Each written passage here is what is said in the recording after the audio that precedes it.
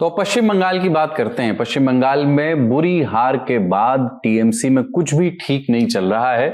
बांकुड़ा से बीजेपी सांसद सौमित्र खान ने दावा किया है कि टीएमसी के करीब 50 विधायक अपनी पार्टी से नाराज हैं और 20 सांसद बीजेपी में आने को तैयार बैठे हैं।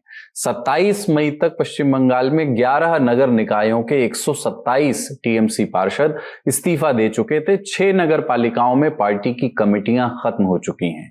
टीएमसी के राज्यसभा सांसद सुखेंदु शेखर राय ने पार्टी के प्रवक्ता पद से इस्तीफा दे दिया है और ये कहते हुए कि अगर जनता ने नौकरी घोटाले और आरजी कर जैसे मुद्दों पर वोट दिया है तो उनका अंतर्मन ऐसे भ्रष्टाचार का समर्थन नहीं कर सकता। पार्टी की 4 बार की सांसद और पूर्व विप काकोली घोष दस्तीदार की भी पार्टी से दूरियां बढ़ रही हैं। वो मुख्यमंत्री शुभेंदु अधिकारी की एक प्रशासनिक मीटिंग में शामिल हुई। Association for democratic reforms ADR के आंकड़ों के मुताबिक 2024 के चुनाव नतीजों के बाद से 150 से ज्यादा सांसद और विधायक अपनी पार्टियां छोड़ करके बीजेपी में शामिल हो चुके हैं। और इस बीच अब आफत टीएमसी के लिए है।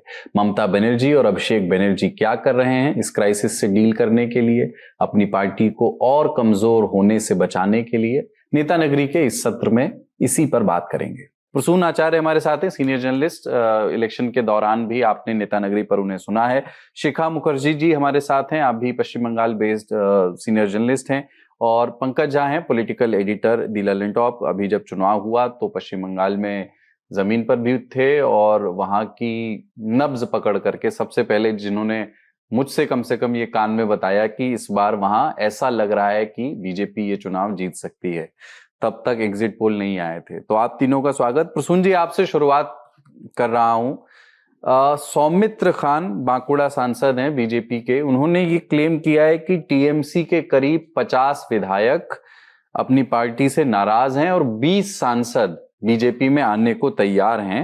जाहिर है कि टीएमसी ने इन दावों को खारिज किया है, पर क्या इस किस्म की भगदड़ की स्थिति बन सकती है तृणमूल कांग्रेस में? जहां विधायक का बात है, विधायक लोग उतना विधायक नाराज नहीं है शायद, लेकिन कुछ विधायक तो नाराज है। और लेकिन वो भी बाहर में जाहिर भी कर रहे हैं जो उसका नाराजगी जो जता रहा है।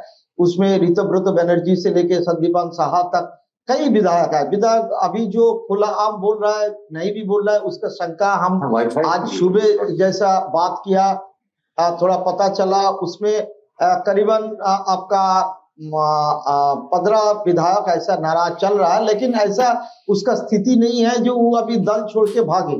लेकिन जो संसद है, जो एमपी है, उसमें नाराजगी ज्यादा है। और संसद बीजेपी का अभी जो स्थिति है उसको चाहिए 272 संख्या। और देखिए तृणमूल का है 29 था, एक संसद बसीराट का जिसका मौत हो गया, उसके बाद 28 हो गया। और यूसुफ पठान जो इस्तीफा देने जा रहा है, सुनाई दे रहा है, तो 27 हो जाएगा। तो इसीलिए 18 संसद चाहिए उसका दल टूटने के लिए। आज का जो स्थिति है खुलेआम काकली घोष दस्तीदार बोल रही है। और बाकी जो 4-5 फिल्म स्टार संसद है, जैसा रचना बनर्जी है, जून मालिया है, शताब्दी राय है, ऐसा कई विधायक, हम उसको लिस्ट किया है। नॉर्थ बंगाल का जगदीश बसुनिया है, और कलकत्ता का आसपास पार्थो भौमिक है, बैरकपुर का, ऐसा कई। प्रसून बनर्जी है हावड़ा का, जो इंडियन फुटबॉल टीम का कैप्टन हुआ करते थे। ऐसा कई संसद जो है वो उसका कुछ अता पता नहीं चल रहा है, कहाँ क्या है। जहां बदलाव हुआ इसका बाद घर टूट जा रहा है तृणमूल का, जो उसका ऊपर हमला हो रहा है, लेकिन कोई संसद को दिखाई नहीं दे रहा है। एक्चुअली हुआ क्या, ममता बनर्जी जब पावर में आए, चाहे 2024 में, वो चुनाव में ये सब लोग को खड़ा किया, पहले भी खड़ा किया था। ये लोग आइडियोलॉजिकली तृणमूल का साथ उतना जुड़ा हुआ नहीं था, लेकिन उसको चुन चुन करके जिसका जीतने का संभावना ज्यादा है उसको ही खड़ा किया था। आइडियोलॉजिकली कोई ये लोग अगर तृणमूल में रहे या भाजपा में जाए, इसका कोई माने इसका कोई अंतर नहीं होगा। जैसा महुआ मैत्र के साथ कल्याण बनर्जी का झमेला चल रहा है। देखिए कल्याण बनर्जी जो अभी चीफ हुआ नहीं, लेकिन जिसको होने के लिए ये लोग फिर ऐलान कर दिया। अभी काकुली घोष दस्तीदार जो चीफ व्हिप था उसको हटाने जा रहा है, काकुली घोष दस्तीदार इस्तीफा दे दिया, उसके साथ आमना सामने हो रहा है। काकुली जा भी सकता है भाजपा में, इस्तीफा भी दे सकता है, कुछ भी हो सकता है। लेकिन महुआ मोइत्रो का साथ पहले कल्याण बनर्जी को हुआ था, मिसोजिनिस्टिक बात किया इसके चलते, लेकिन महुआ मोइत्रो इडियोलॉजिकल ग्राउंड में वो दल छोड़ के नहीं भागने वाला है।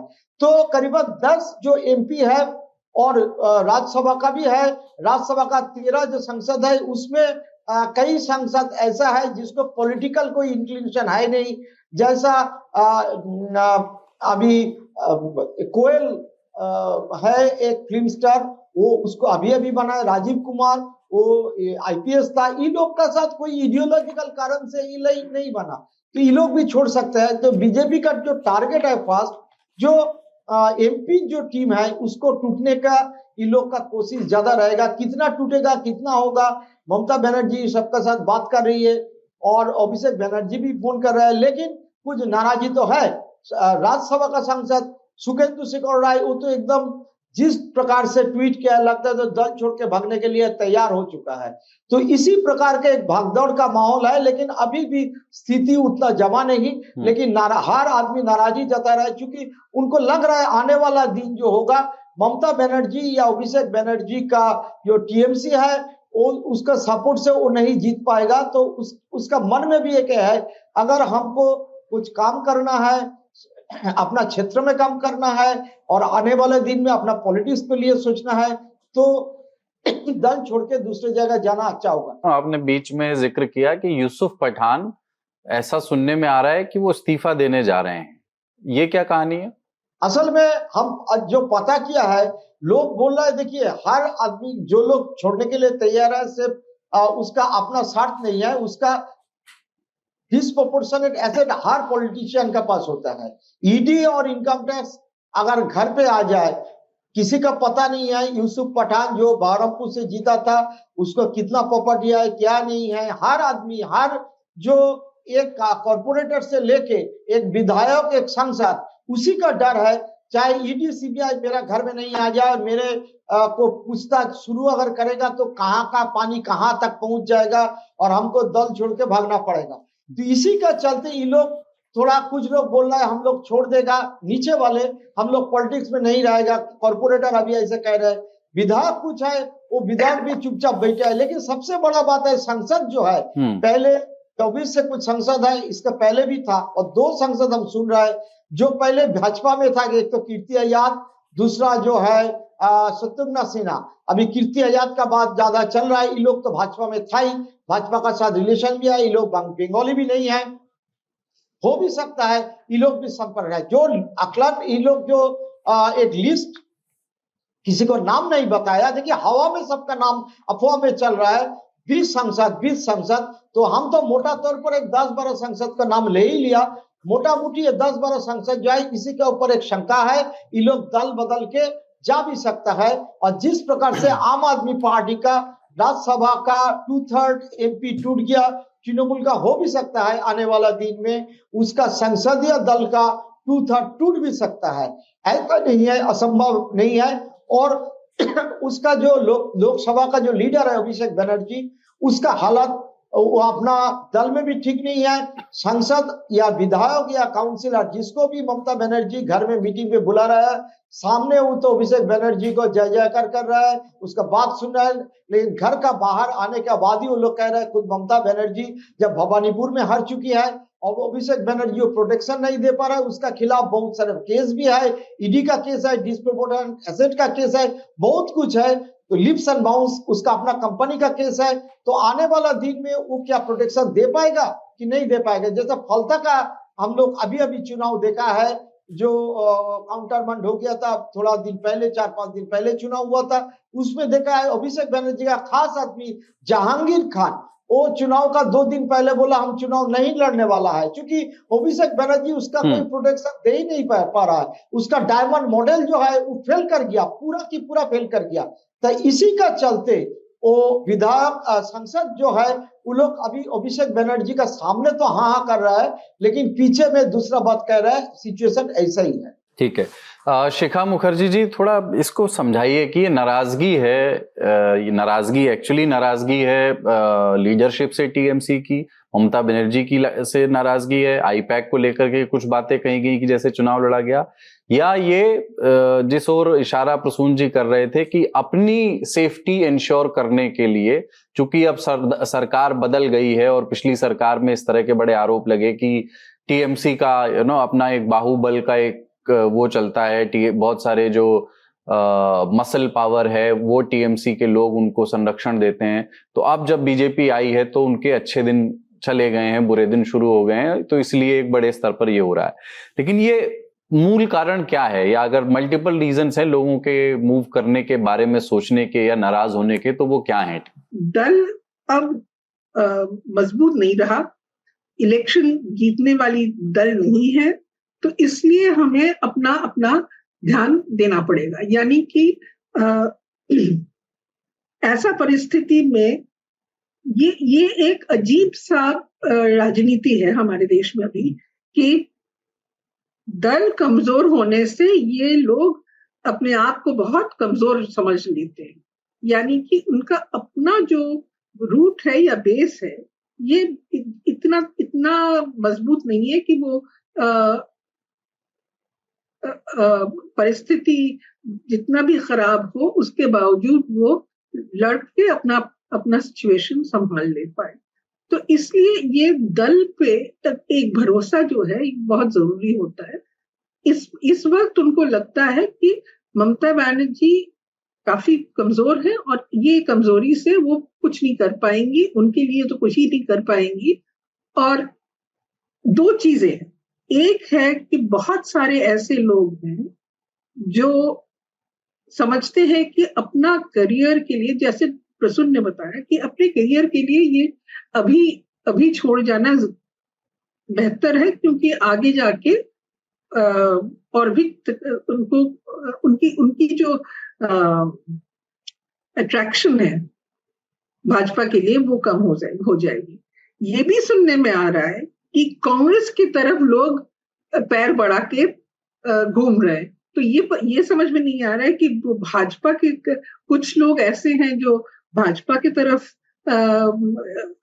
आगे बढ़ रहे हैं, ऐसा लगता है कुछ लोग ऐसे हैं जो कांग्रेस की तरफ आगे बढ़ने की कोशिश कर रहे हैं। लेकिन कहीं से भी एक जो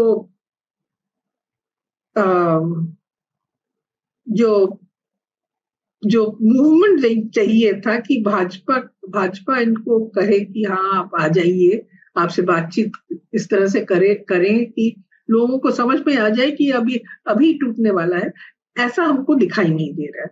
प्रसून को शायद मुझे ज्यादा मालूम हो, बट हमें तो इतना ही मालूम है कि कहीं भी कुछ फाइनल जगह पे नहीं हो रहा है। अब कारण बहुत सारे हैं कि एक बहुत दिन पहले एक बार हमको प्रसून को याद रहेगा, सुब्रत मुखर्जी कांग्रेस के नेता थे, वो तृणमूल के ट्रेड यूनियन के बहुत बड़े नेता थे। तो वो कांग्रेस छोड़ के तृणमूल में जब उन्होंने ज्वाइन किया, तब मैंने उनसे पूछा था कि ये तृणमूल है क्या चीज।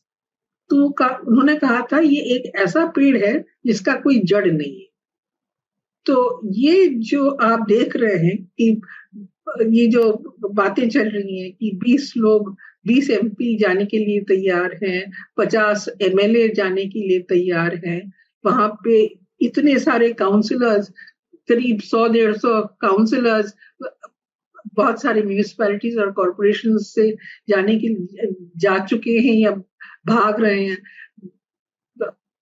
बहुत सारे लोग इंक्लूडिंग काकुली घोष दस्तीदार पार्टी के पद छोड़ रहे हैं, अपना जिम्मेदारी छोड़ रहे हैं।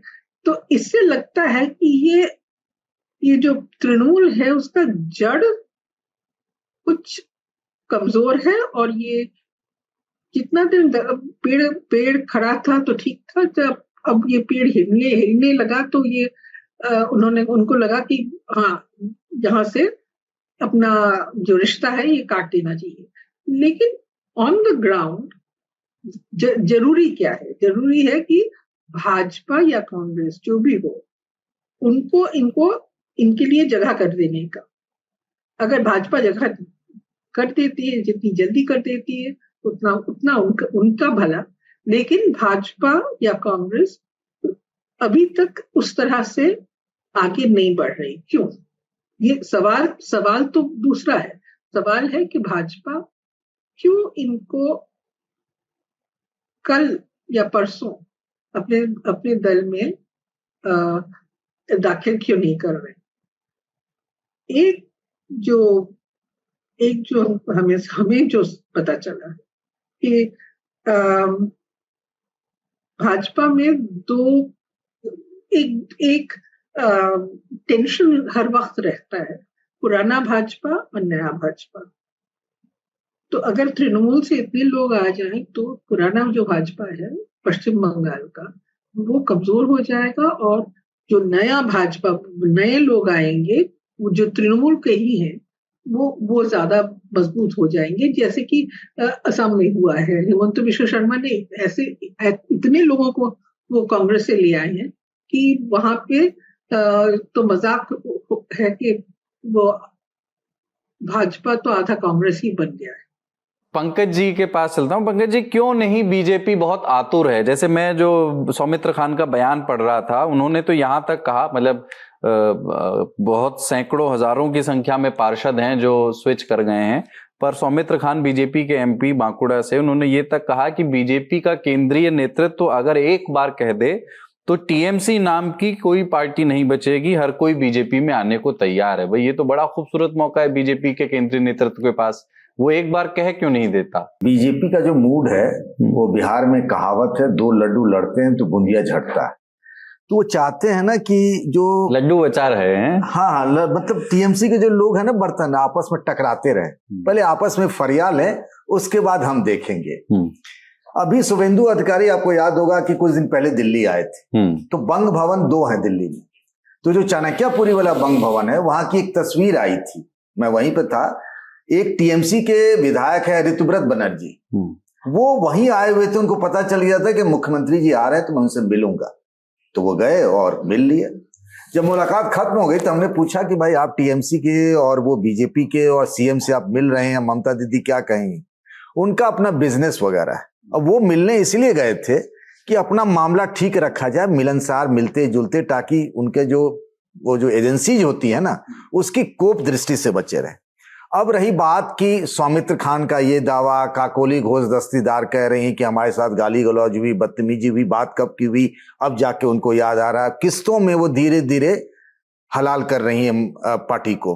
पहले जिलाध्यक्ष पद से इस्तीफा, फिर महिला शाखा की अध्यक्ष पद से, मतलब रोज खबर में बनी रहे।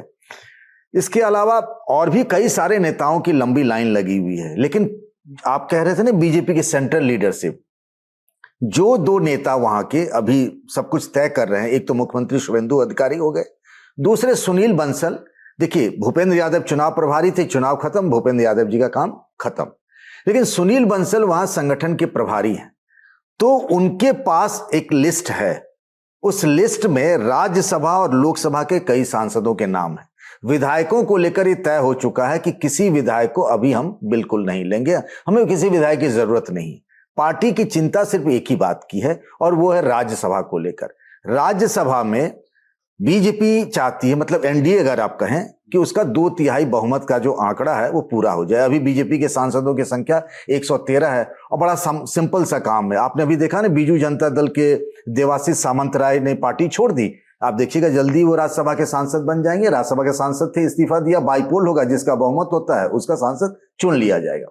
तो राज्यसभा से जो लोग बोल रहे हैं, अभी आपने देखा कितना वो कह रहे हैं, शुभेंदु शेखर राय जो हैं, जो 3 बार से राज्यसभा सांसद हैं लगातार, 2011 से ही जब वो आए कांग्रेस छोड़कर, प्रणब मुखर्जी के कभी बहुत करीबी हुआ करते थे, और ममता दीदी ने उनको 3 बार राज्यसभा का सांसद बनाया।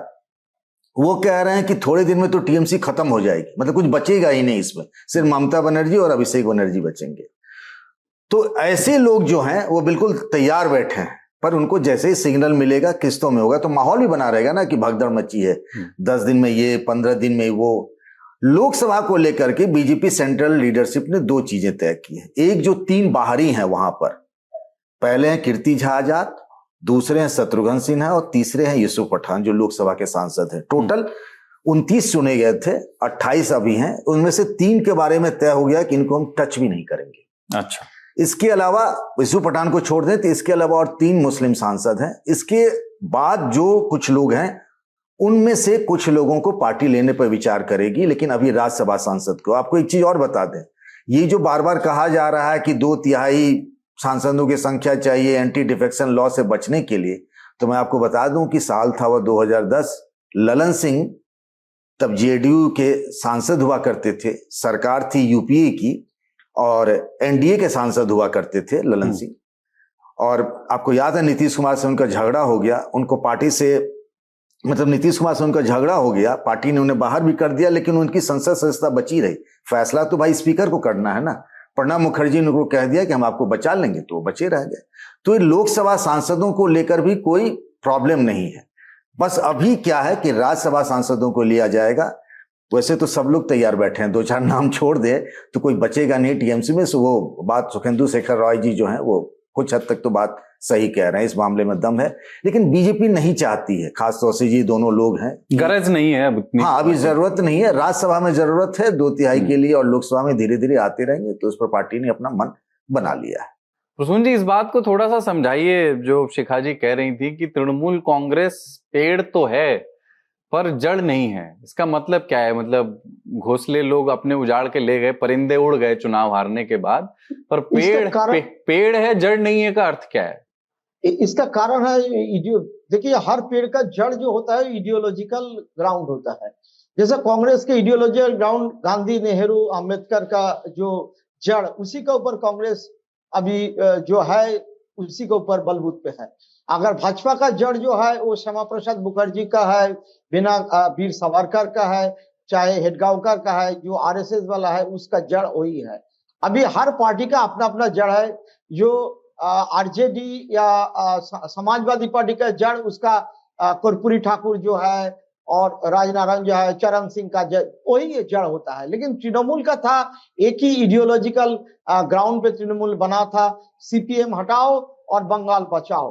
तो इसी के नारा दे करके वो 98 में जब पार्टी बनाया, 97 में का एंड और 98 में जो पार्टी बनाया था, फिर बीजेपी के साथ चुनाव लड़े थे। कभी बीजेपी के पास गया, कभी कांग्रेस का पास आया, फिर 2 दफा फ्लिप फ्लॉप करते करते गया। उसी का एक ही कारण था, सीपीएम हटाओ बंगला बचाओ। 2011 में सीपीएम हट चुके थे और 2021 में सीपीएम 0 हो चुका था। 19 में लोकसभा में भी 0 हो गया और 21 में विधानसभा में भी 0 हो गया। तो उसका जो इडियोलॉजिकल मूल जो ग्राउंड था वो तो खत्म हो चुके थे। ना गांधी, नेहरू, ना अंबेडकर, ना कोई दूसरा किसी, ना सावरकर, किसी कोन लाइन का ऊपर उसका जो जड़ है वो टिका हुआ था, सिर्फ पावर सेंट्रिक। और तो इसी के लिए अभिषेक बनर्जी को चुनाव का पहले पूछा था, आप लोग का पार्टी का इडियोलॉजिकल ग्राउंड क्या है? वो बोला था ये सर्विस ऑफ मैनकाइंड। तो लोगों का सेवा करने से हर पार्टी अपना जो है इडियोलॉजिकल ग्राउंड को सामने रखते हुए वो लोगों का हित और सेवा में काम करते हैं, ऐसे ही बोलता है। तो इडियोलॉजी कोई था नहीं। तो इसीलिए मैंने बोल रहा था, जो इडियोलॉजिकल ग्राउंड से जो एमएलए है, जो विधायक है, जो सांसद है राज्यसभा या लोकसभा, कोई इडियोलॉजिकल ग्राउंड से नहीं आया था। जो इडियोलॉजिकल ग्राउंड से आया था वो दल छोड़ के नहीं भागने वाला है। जो पुराना अभी ममता बनर्जी का आसपास जो दिखाई दे रहा है, जो लड़ाकू है, चाहे मदन मित्र हो, चाहे लीडर ऑफ अपोजिशन जिसको बनाया था है शोभन देव चटर्जी हो, चाहे अशोक देव हो, ऑल आर लगभग की सौगत राय हो, ऑल आर 75+ 80 का एज ग्रुप में है। उसको इडियोलॉजिकल ग्राउंड था कांग्रेसी घराना और नेहरू गांधी का वो इडियोलॉजी मान के चला था। तो अभी वो तृणमूल पे है तो इडियोलॉजी ग्राउंड से वो छोड़ के नहीं जा रहा है। लेकिन जिसका नाम पे चर्चा है, चाहे सौमित्र खान बोल रहा है, सौमित्र खान कौन था? ममता बनर्जी उसको पार्टी में लेके आया और सौमित्र खान को वो युवा का लीडर बनाया, शुभेंदु अधिकारी को हटा के यूथ का लीडर बनाया। बाद में नाराज हो गया शुभेंदु अधिकारी, फिर सौमित्र खान को हटा के दूसरों को दिया और सौमित्र खान चला गया भाजपा में, फिर शुभेंदु अधिकारी भी चला गया। तो इडियोलॉजी जब नहीं आए वही जड़ खत्म हो चुका है। अभी जिसका पास इडियोलॉजी नहीं है वो तो अपना स्वार्थ में या पैसा बचाना या प्रॉपर्टी बचाना का चक्कर में दल छोड़ के तो भागने वाला है ही है। और जिसका पास है इडियोलॉजी वो दल छोड़ के नहीं भागेगा। पैसा बचाना और प्रॉपर्टी बचाने का मतलब क्या है? देखिए, हर एमएलए, सांसद, एमपी जो तृणमूल का 15 साल शासन में था और हर व्यक्ति का पास कुछ ना कुछ एक्स्ट्रा ईडी का जो होता है क्या, जो है डिस्प्रोपोर्शनेट एसेट, उसका इनकम का साथ उसका संपत्ति का जो ब्यौरा होता है वो पूरा मिलता नहीं है, उसी के लिए ईडी का छापामारी होता है। तो डिस्प्रोपोर्शनेट एसेट अगर केस बनेगा, इनकम टैक्स का केस बनेगा तो उसको तो परेशानी हो जाएगा। देखिए, सुजीत बसु अभी जेल पे है, उसका कई पार्षद जो है, जो काउंसिलर है, कॉर्पोरेटर है कलकत्ता कॉर्पोरेशन का, उसको कई बार ईडी बुलाया था। अभी वो लोग घर पे बैठे हैं, वो लोग प्रॉपर्टी बचाने का चक्कर। अब दिखाई दे रहा है आपका, जो दिखाई दे, वो 2 करोड़ रुपया मिला पाट खेत में, जूट का जो बनता है उसी का पाट खेती में 2 करोड़ रुपया बोरा में बांध के वो लोग रखा था। तो हर व्यक्ति का पास ये प्रॉपर्टी है, पैसा है। अगर भाजपा में चला जाएगा कोई दिक्कत नहीं है, सब लोग तो सामने उदाहरण भी है, शिंदे भी है, अजीत पवार भी है और बाकी कई यहाँ शुभेंदु। देखिए, काकोली घोष दस्तीदार का लोग बोल रहा है, कल्याण बनर्जी खुद कहा काकोली घोष दस्तीदार जो Narada sting operation Matthew Samuel किया था उसी का केस बना था और चार्जशीट भी बना था। काकोली घोष दस्तीदार के ऊपर 5 लाख रुपया लिया था, लेकिन यही 5 लाख रुपया से काकोली घोष दस्तीदार या बॉबी आकिब नहीं लिया था, ये 5 लाख रुपया शुभेंदु अधिकारी भी लिया था। और 2016 का चुनाव में नरेंद्र मोदी से लेके अमित शाह सब लोग शुभेंदु अधिकारी का नाम बोल बोल करके बोल रहा था, किसना भोलापन में वो पैसा लिया था, मदन मित्रों में लिया था, सबका ऊपर नारदा स्टिंग ऑपरेशन, ऐसा स्टिंग ऑपरेशन था, सबका पास पैसा। लेकिन बाद में पता चला, कुछ लोग बोलने लगा केडी सिंह खुद किया था जो तृणमूल का एमपी है और अभिषेक इसका पीछे है। लेकिन मैं मैथ्यू सैमुअल का 1:1 पूछा था, आमना सामने भी पूछा था। मैथ्यू सैमुअल कहा था जो वो हम लोग का अपना स्टिंग ऑपरेशन था, पैसा दे करके उजागर करना। वो किसका बात सही है किसका गलत है पता नहीं है। अगर केस बनना चाहिए तो सबका खिलाफ बनना चाहिए। उसमें सौगत राय है, काकोली घोष दस्तीदार है, उसे मुकुल राय तो वो तो बीजेपी में चला गया था, फिर उसका मौत भी हो चुका था। सुल्तान अहमद भी था, उसका भी मौत हो चुका है। अभी शुभेंदु अधिकारी चीफ मिनिस्टर बन गया है। तो एक आदमी का नाम सिर्फ था ही नहीं, हर आदमी का नाम था। तो अगर नारदा स्टिंग ऑपरेशन छोड़िए, अभी चिटफंड वाला केस में, चिटफंड वाला केस में हर आदमी का नाम था। वो चिटफंड वाला केस में भी बहुत सारे मदन मित्र जेल जा चुके थे। शुभेंदु अधिकारी का घर में भी ईडी सीबीआई आए थे उस जमाना में, सबका याद है। तो इसका बाद केस खत्म हो चुका था। तो मामला यही है, अगर केस बनना है तो सबका खिलाफ बनना है। तो इसीलिए अगर हम वॉशिंग मशीन पे घुस जाएगा तो हमारा खिलाफ तो कोई केस नहीं बनेगा। हेमंत बिस्व शर्मा, उसका 2014 में जाके अमित शाह कहा था, 15 में, हमको अभी भी याद है, सबसे भ्रष्ट वो मंत्री है इंडिया का, और उसका खिलाफ कितना केस बना, चिटफंड का केस बना, कई पैसा का केस बना था, रिश्वतखोरी का केस बना था। कहाँ था? कुछ नहीं है। अभी सब कुछ खत्म हो चुका है। तो इसीलिए इन लोग का दौड़ भाग करने का ये भी प्रोसेस है, जे भाई हम लोग तुम लोग का साथ है तो ठीक है, एक साथ हम लोग सब विकसित होगा। तो इसी का चलते अभी जो हवा वो बनने जा रहा है। शिखा जी, एक बात ये बताइए कि पूर्व मुख्यमंत्री ममता बनर्जी कैसे डील कर रही हैं? उनकी पार्टी एक क्राइसिस में है, क्या उनके पब्लिक अपीयरेंसेस कम हो गए हैं? ऐसा लग रहा है एग्रेशन भी कम हुआ है। अभिषेक बनर्जी की भी बयान चुनाव के पहले के और अब जब वो आते हैं, कभी देखते हैं बॉडी लैंग्वेज में ही वो फर्क नजर में आता है। बट इस क्राइसिस से जिसमें ये बात हो रही, मतलब आप बताइए कि आपकी पार्टी का चीफ व्हिप जो था, जिसको आपने हटाया, जो और काकोली घोष, और उनको केंद्र सरकार ने सुरक्षा दे दी, वो मुख्यमंत्री के एक प्रशासनिक कार्यक्रम में शामिल होने जाती हैं। आपके राज्यसभा के एक सांसद प्रवक्ता पद से इस्तीफा दे देते हैं। चुनाव से पहले आपके प्रदेश में सबसे एग्रेसिव नजर आ रहे रिजू दत्ता, वो माफी मांग लेते हैं कि मुझसे जो कहलवाया गया, पार्टी लाइन के जबरदस्ती कहलवाया गया, और शुभेंदु अधिकारी ने तो मेच्योरिटी दिखाई पीए की हत्या के बाद भी कि अग्रेसिव नहीं हुए, और इससे कम से कम 5,000 टीएमसी कार्यकर्ताओं की जान बची।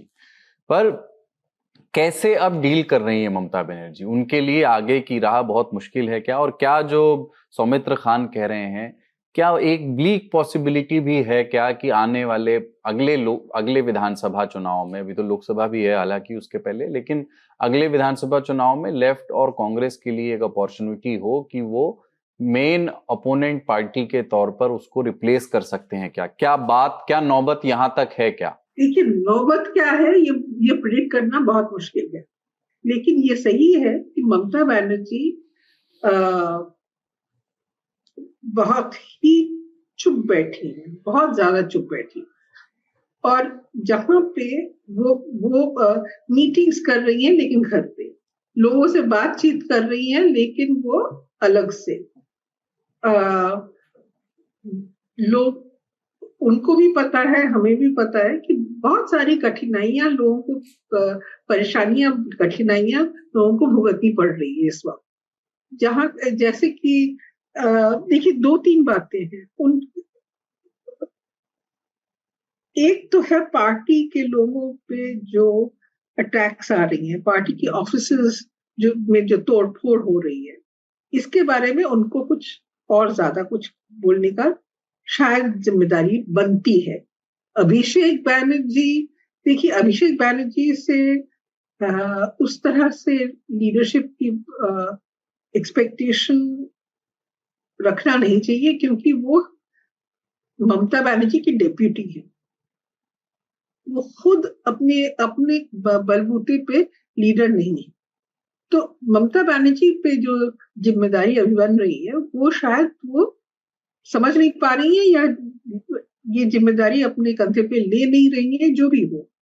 लेकिन सवाल दूसरा है, ये लोग पार्टी छोड़ के जा रहे हैं, लोग पार्टी से नाराज हैं, नाराजगी बाहर निकल आ रही है, बोल रहे हैं, ये सब सही है।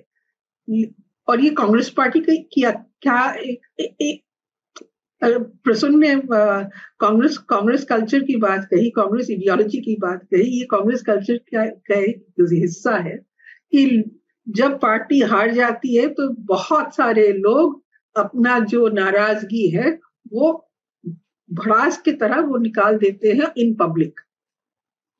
लेकिन इस वक्त जो क्राइसिस है, और ये क्राइसिस जरूर है, कि ममता बनर्जी को आगे बढ़ के कुछ तो बोलना चाहिए, कुछ तो करना चाहिए, क्योंकि उनका जो फ्लैगशिप प्रोग्राम है, यानी कि भारत में जो पहली बार वो जो बना था लक्ष्मी भंडार, इसका बहुत सारा बदलाव शुभेंदु अधिकारी सरकार ला रही।